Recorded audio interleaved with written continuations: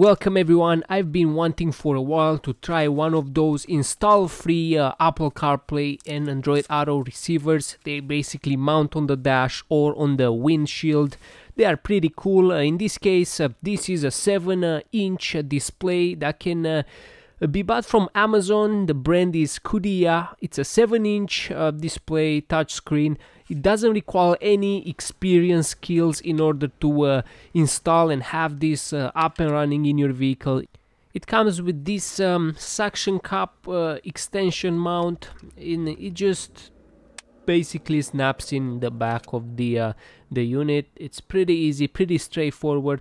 You have some kind of level of adjustment here for how far in or out you want to set this unit, and also it can be adjusted for your preference. Now it can be mounted on the windshield or on the dash, but if you're doing it on the dash, it would be a good idea to give it a good wipe before you place that suction cup, so that way it makes a good bond to the surface. Since the dash is not very smooth, has some creases, but it's probably also easier to install the arm first before you attach the screen.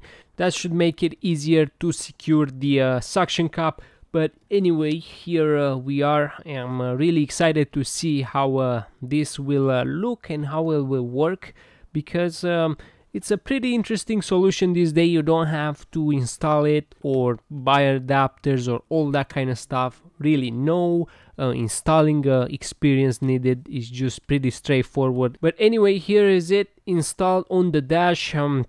In my case, it will just wiggle around. It will not be really steady since my dash has that opening for a storage compartment there.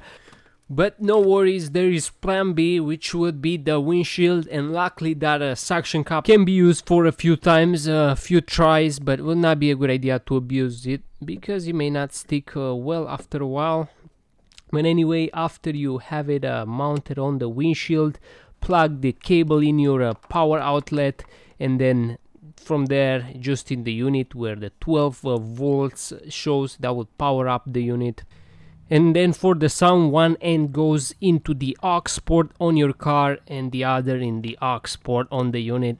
That way you will be able to hear all the sounds that the unit is playing in your speakers. It also came with those plastic thingies in the box. They are meant to guide the cables around your dash, so that way they are not sitting on top of your vents or around the AC controls. So that's pretty cool. By the way, excuse my mess in the floor mats, but anyway, here we are. If you are ready to hit the road, make sure you make the necessary adjustments and you tie those nuts from the arm before you leave. And shortly here we're gonna do a boot time test and see how fast the unit boots up when you turn on the car.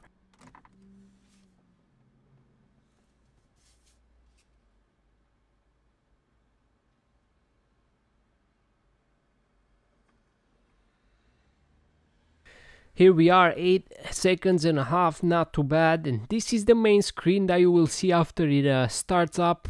It is wireless CarPlay and wireless Android Auto. So if you don't have a cable with you in the car, nothing to worry about. You can pair your phone wirelessly. You don't need any cable. So in order to do that, you have to pull up your Bluetooth settings on your phone, and in that list you're gonna look for the brand name, which in my case it's Qiddiya. So you gotta tap that and then tap pair. It will ask you a few questions there to allow the contacts to sync up. That's a requirement for the Apple CarPlay in order to work properly with your phone.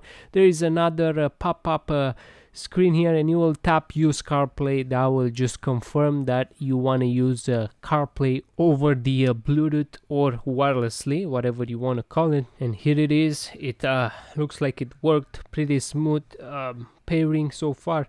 Now the screen feels just a little bit laggy, but nothing to worry about.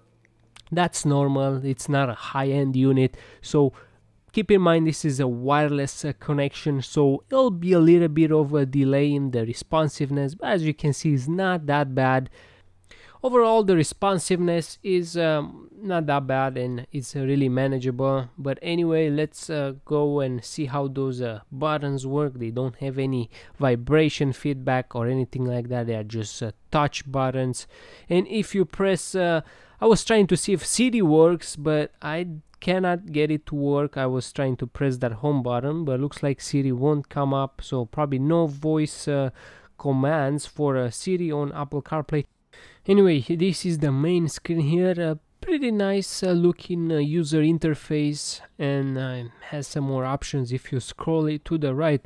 What catches my attention here is the mirroring function. That's a cool thing to have. You can mirror your phone screen to this unit, so you can watch YouTube, browse the internet, or play whatever videos you want from the phone. That should be pretty interesting.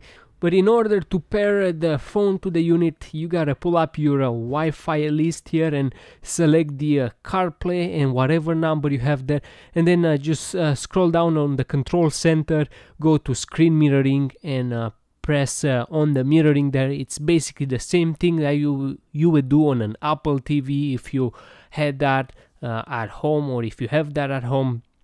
Anyway, here's my screen from the phone mirroring to the unit. That's pretty cool. You can play YouTube videos and do cool things, or just, you know, browse pretty much everything. And here in the landscape mode, fortunately it doesn't really fill the whole screen there, but that's as best as it gets. And you see there is just a little bit of delay in there, so it's really nothing concerning considering that it's a wireless connection, so that is normal, I would say.